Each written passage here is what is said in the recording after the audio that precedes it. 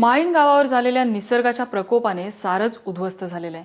दगडगोट्यासारखी माणसं चिखलाखाली गाडली गेली, मात्र सततच्या पावसानं चिखलासकट माणसं नदीत वाहून येण्याची भीती निर्माण झाली आहे। यामुळे नदीला मोठमोठ्या जाळ्या लावण्यात आल्या।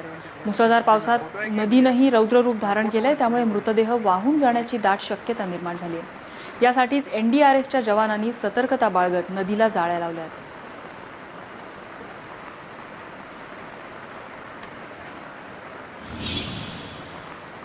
माळीण गावामध्ये जी दरड कोसळली त्यानंतर जे कालपासून म्हणजे 24 तासाहून अधिक काळ सुरू असलेलं रेस्क्यू ऑपरेशन जे आहे ते अजूनही चालू आहे।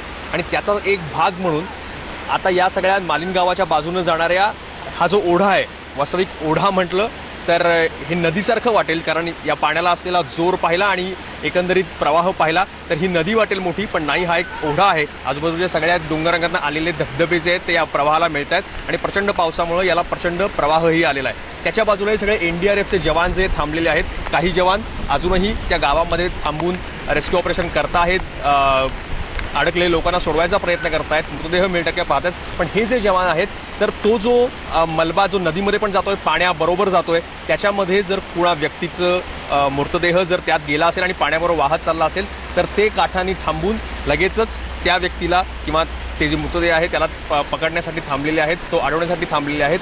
आणि सगळ्या पूर्ण या जो प्रवाह आहे जो माळीण गावापासून जवळपास याच्या पुढे 1 किलोमीटर अंतरापर्यंत हे सगळे एनडीआरएफचे जवान जे आहेत ते दोरी घेऊन, त्यानंतर लाईफ जॅकेट्स घेऊन त्यासाठी या ओढ्यावर पहारा एका प्रकारचा देत आहेत की कोणी इथून सुटून या प्रवाहातनं वाहून तर जाऊ नये, आणि जर तो कोणाचा दुर्दैवानं मृतदेह असला तर त्याच्या नातेवाईकांना तो मिळावा म्हणून ते पकडण्यासाठी इथं थांबलेले आहेत। पण प्रवाह इतका प्रचंड आहे की त्यांचं कामही तितकंच जिकिरीचं आहे। कॅमेरामॅन विजय राऊतसह मयुरेश कोंडूर, एबीपी माझा, माळीण गाव।